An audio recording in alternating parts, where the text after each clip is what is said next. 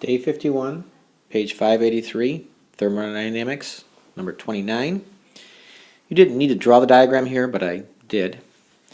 You have a gas that's undergoing an isobaric expansion from point A to point B. I've set the scale pretty well on the diagram. We're looking for the change in volume of this gas, given the size of the piston as noted in the problem.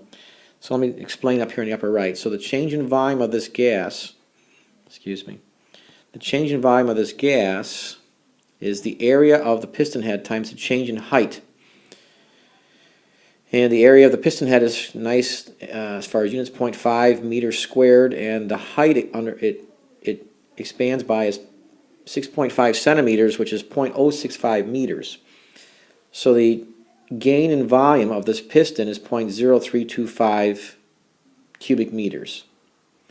Now we don't know what the initial volume of the container of gas is, and I just set it to be 0.03 in the diagram. So point A is somewhat arbitrary. I set the initial volume at 0.03, and if it gains another 0.03 basically, now it's at about 0.06, just beyond 0.06 cubic meters of gas, and I drew a random isothermal line. That red line is isothermal. You didn't have to draw that. You didn't have to draw anything here. I'm just trying to show you what's going on, because what you'll maybe see more easily in the diagram is that the work done by the gas is the area under that blue segment I've drawn in the diagram. It's basically just a rectangle.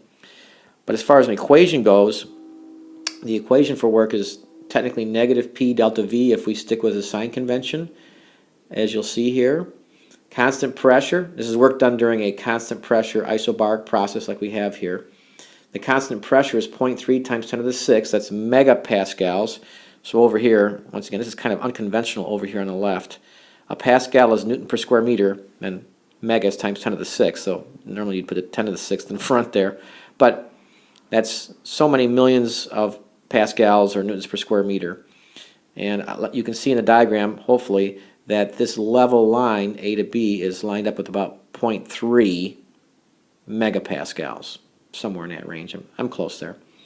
So your work done over here is you take your constant pressure, 0.3 times 10 to the 6th, times the increase in volume, and you do get a negative answer, consistent with our sign convention that the work is being done by the gas, which is lowering the internal energy of the gas.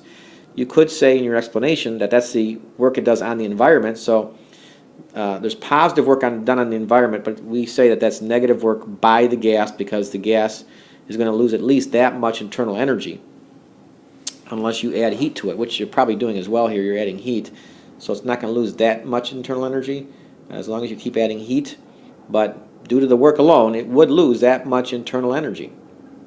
There you go.